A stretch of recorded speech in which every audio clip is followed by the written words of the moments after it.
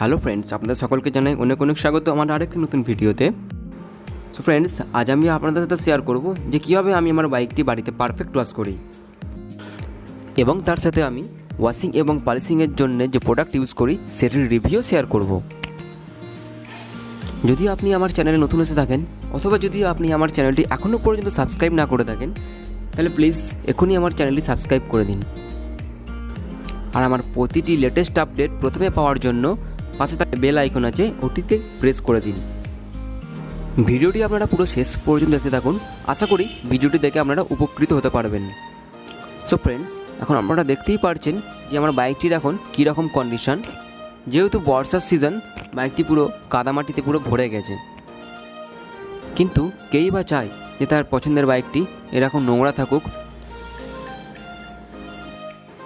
চলুন এবার দেখে নেব যে কীভাবে আপনি আপনার বাইকটি ওয়াশ করবেন এবং সবশেষে আপনার বাইকটি সুপার ক্লিন করতে পারবেন। বাইক ওয়াশ করার জন্য আপনার যে যে জিনিসগুলি প্রয়োজন হবে: একটি রুমাল, একটি মগ, ওয়াশিং শ্যাম্পু, একটি টুথব্রাশ, একটি রং করার ব্রাশ, একটি স্পঞ্জ এবং আরেকটি বালতি। প্রথমত আমি আমার বাইকটির যেসব জায়গায় নোংরা লেগে আছে সেসব জায়গাগুলি আমি ভালো করে জল দিয়ে পরিষ্কার করে নেওয়ার চেষ্টা করব। আপনি যদি কোনো সার্ভিস স্টেশন থেকে ওয়াশ করান তাহলে সেখানে আরও সুবিধা, কেননা ওখানে আপনার প্রেসার ওয়াশ থাকে। তো যেসব নোংরা ময়লা যেসব আছে সেগুলো আপনার আরও সুন্দরভাবে ক্লিন হবে। দেখতে পাচ্ছেন আমি কীভাবে ক্লিন করছি, ঠিক আপনারাও ঠিক এরকমভাবে ক্লিন করবেন। যতটা পারবেন চেষ্টা করবেন ফোর্স যেন জলের বেশি থাকে। আমি আমার বাইকটা ওয়াশিং করার জন্য যে শ্যাম্পুটি ইউজ করব সেটি হচ্ছে 3M এর car wash shampoo. 3M car wash শ্যাম্পুটা ইউজ করার নিয়ম হচ্ছে যে 1 লিটার জলে 10 ml শ্যাম্পু দিতে হবে। তো আমি সেরকম পরিমাণ মতো জল নিয়ে পরিমাণ মতো শ্যাম্পু আমি নিয়ে নিচ্ছি। আমি যে সময় শ্যাম্পুটা নিয়েছিলাম সেই সময় তার মার্কেট প্রাইস ছিল 260 টাকা। এই মুহূর্তে বলতে পারছি না কত দাম আছে, কেননা লকডাউনের কারণে সব জিনিসেরই দাম কমা বাড়া হয়েছে।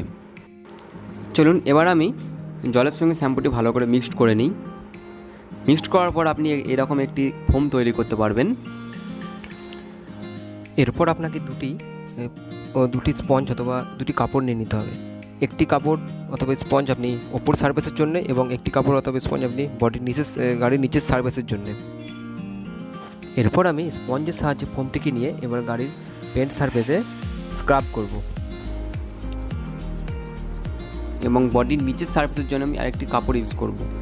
কেননা সেম কাপড় দিয়ে আপনি যখন বাইকের নিচের অংশ যখন ওয়াশ করছেন, যেহেতু নিচের অংশে ধুলাবালি লেগে থাকে, সেই কারণে ওই কাপড়টি যখন আবার পেন্ট সারফেস ইউজ করবেন তখন পেন্টে স্ক্র্যাচ আসার সম্ভাবনা থেকে যায়। এরপর আমার বাইকের যেসব অংশে আমার আঙুল অথবা হাত পৌঁছচ্ছে না সেসব অংশে আমি পেন্ট ব্রাশ অথবা টুথব্রাশের সাহায্যে ভালো করে সেগুলো পরিষ্কার করে নেব। এরপর আমি কিছুক্ষণ বাইকটিকে ওই অবস্থায় ছেড়ে দেবো। তারপর আমি 5 থেকে 7 মিনিট পর আমি নর্মাল জল দিয়ে আবার বাইকটি ওয়াশ করে নেব। শ্যাম্পুটি হচ্ছে খুব হার্ড শ্যাম্পু। সাধারণত আমরা যেসব শ্যাম্পু মানে হেয়ার শ্যাম্পু যেসব আমরা বাইক অথবা গাড়ি ধোয়ার জন্য ইউজ করে থাকি, তার থেকে শ্যাম্পুটা অনেকটাই হার্ড শ্যাম্পু। আর এর ফোম কোয়ালিটিও নর্মাল হেয়ার শ্যাম্পুর থেকে অনেকটাই ভালো। আপনি যখন এই শ্যাম্পুটি ইউজ করবেন, আপনার যেসব পেন্ট সারফেসের ওপর যেসব পুরনো ময়লা বসে আছে, যেগুলো নর্মাল ওয়াশে ওঠে না, সেসব জিনিসগুলো আপনি যখন এই শ্যাম্পু দিয়ে ওয়াশ করবেন ইজিলি ক্লিন হয়ে যাবে। যদি এখনও পর্যন্ত আমার ভিডিওটি ভালো লেগে থাকে তাহলে অতি অবশ্যই ভিডিওটি লাইক করে দিন। ভিডিওটি পুরো শেষ পর্যন্ত দেখতে থাকুন। এরপর আমি কীভাবে পালিশ করছি সেটা দেখাবো। Few moments later. এরপর আমি একটি শুকনো পরিষ্কার কাপড় নেব এবং বাইকটা আমি ভালো করে পুরো মুছে ফেলবো। আপনি যদি না মোছেন তো কী হবে কি, আপনার যে জলগুলো যেগুলো পেন্টের ওপর পড়ে আছে লেগে আছে, তো সেখানে একটা জল ছাপ পড়ে যাওয়ার চান্স থেকে যায়। আর আপনি যখন গাড়িটা যখন মুছছেন শুকনো কাপড় দিয়ে, একটু খেয়াল রাখবেন যেন কাপড়টা যেন মাটিতে না পড়ে যায়। আর যদি মাটিতে যদি পড়েও যায় তাহলে ওটাকে আরেকবার আপনি নর্মাল জল দিয়ে ধুয়ে নেবেন, তারপর আবার ইউজ করবেন, কেননা বালি লেগে থাকলে পেন্টটা কিন্তু দাগ হয়ে যাবে। আমি ভালো করে পুরো বডিটাই মুছে নেব। তো এবার দেখতে পাচ্ছেন যে শুকিয়ে যাওয়ার পর বাইকটি কেমন লাগছে, সুপার ক্লিন একদম। এটি হচ্ছে জাস্ট শ্যাম্পু ওয়াশ করার পর। কেমন লাগছে অতি অবশ্যই কমেন্ট করে জানান। এটা হচ্ছে বিফোর পালিশ, এবং আফটার পালিশ কেমন লাগছে সেটাও আপনারা অবশ্যই কমেন্ট করে জানাবেন। যদিও এটা ক্যামেরায় কালারটা এতটা বুস্ট লাগছে, কালারটা কিন্তু অ্যাকচুয়াল এতটাও বুস্ট নয়, একটু চেরি রেড, এটা একদম পুরো ফ্লেম রেড লাগছে, সেটা ক্যামেরার কারণে।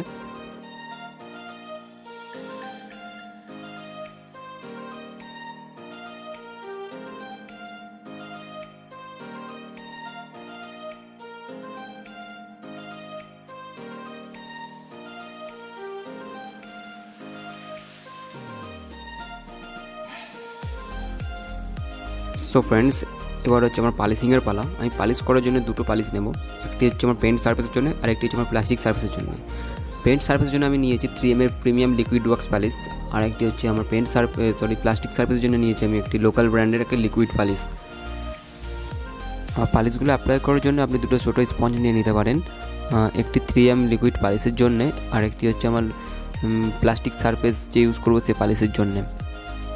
আরেকটি আপনাকে শুকনো পরিষ্কার কাপড় নিয়ে যেতে হবে সেটা পালিশটা তোলার জন্যে।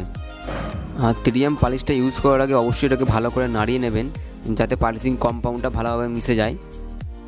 এরপর আপনাকে ওই পালিশটি পেন্ট সারফেসের উপর ফোটা ফোটা করে দিতে পারেন, অথবা স্পঞ্জেও নিয়ে নিতে পারেন, দিয়ে ভালোভাবে পুরো বডিতে আপনাকে অ্যাপ্লাই করে দিতে হবে, ঠিক আমি যেরকমভাবে করছি।